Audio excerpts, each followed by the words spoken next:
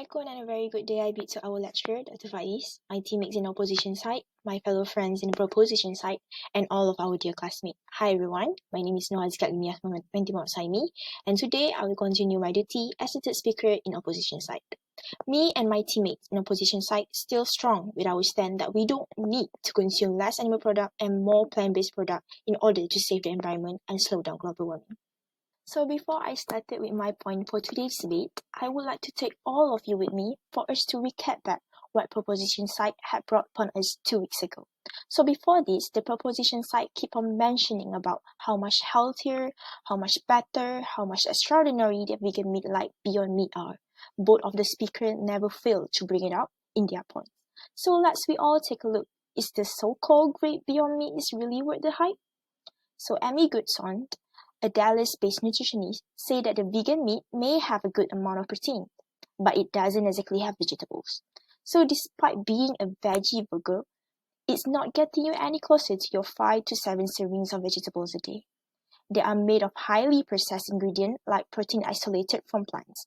That means that while these patties are a meat substitute, they are not necessarily a healthier meat substitute. I have so much more to say in this, but I will explain more in my points later. So our friend from proposition side mentioned last 2 weeks about how global meat consumption in every country increased every single year. So I would like to ask you guys if it is rather a good thing or a bad thing. So based on a study conducted by Pars, Mercus and Finihis in 2020, they concluded that reducing the global meat consumption would undeniably affect the economy. Not in a good way, of course. According to a report published by North American Meat Substitute, meat and poultry industry contribute to $823 billion annually to U.S. economy. It also directly employs 1.8 million people, paying $45.5 billion in wages and benefits. An estimated 525,000 people have jobs in production and packing, importing operations, sale, packaging, and direct distribution of meat and poultry products. Wholesaling directly employs an estimated of 63,000 individuals in every state in the country and 1,227,600 employees. Retail jobs depends on the sale of meat and poultry products to the public. Companies and individuals in America that produce, process, distribute, and sell meat and poultry products continue to be a vital part of the U.S. economy. This is said by J. Patrick Boyd, the president and CEO of AMI itself. Speaker from proposition mentioned before, they say that actual meat produces a lot of greenhouse gases due to its storage, and they compare the storage of red meat with soybean. I think it's rather unfair because in this house, we are trying to substitute red meat with a fake meat or vegan meat like Beyond Meat that have been mentioned by the proposition side multiple times. So why compare the storage of the soybean when we are comparing the meat itself? It is really pointless for me. And the proposition side also failed to mention that the Beyond Meat contains 0% of soybean, which makes it even more ridiculous to compare it with red meat. So I would do what the proposition side have failed to do. Based on Beyond Meat website itself, it stated that the meat should be kept in the freezer until it's time to thaw it. Sound familiar, right? Is it exactly the same storage method as the red meat itself? It also mentioned that the meat can be kept in the refrigerator for up to 10 days unopened, but if the package is open, it should be consumed within 3 days, which is rather pretty similar to red meat. But the flaw that the proposition side failed to notice is that this meat cannot be refreezed, which makes its shelf life a lot shorter than the red meat. And what would happen if you fail to consume it all before it turns bad? It will become food waste. And what does abundance of food waste do to our earth? I will let you guys answer that yourself. The proposition side also mentioned that the exploitation of US beef is very high and it contributes to higher greenhouse gases. But we can find fresh red meat in most of the countries. But finding vegan meat can be quite difficult even in US. Both of the biggest vegan meat producers are based in USA. Is that means that USA need to export those meat to other countries? Of course. Would that contribute to even larger productions of greenhouse gases? You can answer that yourself. Chemicals in vegan meat. So this is a topic that I will bring upon the table for today's debate. So without wasting any time, let's get into it. When something sounds too good to be true, it probably isn't. In recent years, more consumers are trying meat substitute made with plants, but they are not made only with plants. Fake meat can have over 50 chemical ingredients, something you wouldn't realize if you're ordering at a restaurant. Consumer interest in fake meat has been peaked thanks to the new manufacturing techniques that give plant-based burgers a taste more closely resembling real meat. But how do corporations make plant taste and have mouthfeel resembling real beef? Chemical additive. After all, veggie burgers don't grow in the ground; they're made in factories. So, what are the chemicals, dangerous chemicals that contained in vegan meat?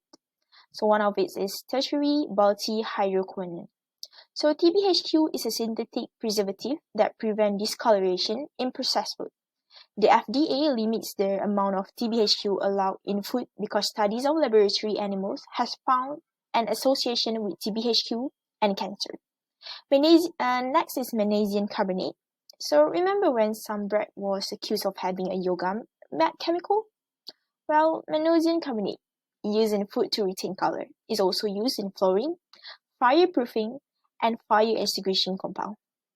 So the third one is erythrocin, also known as red 3. So red number 3 is an artificial food coloring. So the FDA banned the use of red number 3 in products such as cosmetic in 1990 after high doses of the substance were linked to cancer. But it can still be used in food like fake meat. So next is propylene glycol. Propylene glycol is an odorless, colorless liquid used as moisturizer. It also used as a liquid in e-cigarette and is the primary ingredient in antifreeze.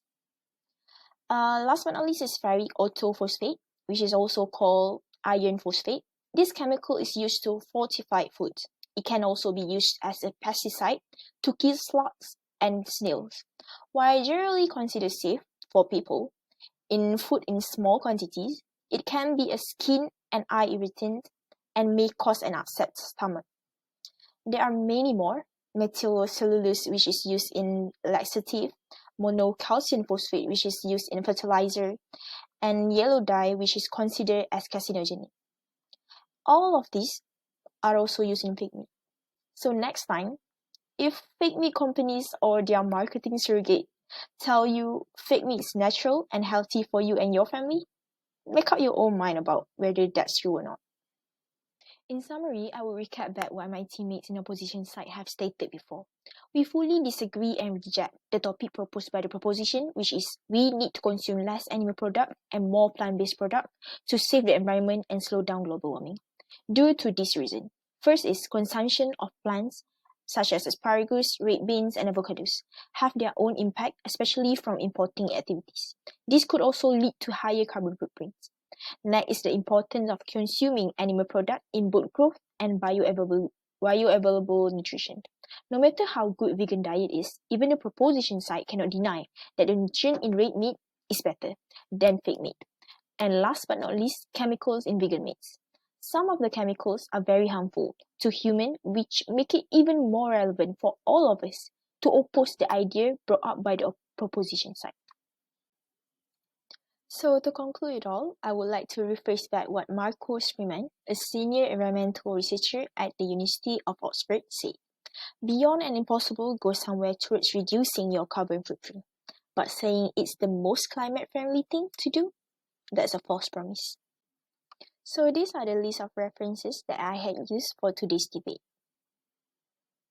So before I end today's debate, I would like you guys to rethink and consider back on why we should reject today's proposition, which is we need to consume less animal products and more plant-based products to save the environment and slow down global warming. And with that, I thank you.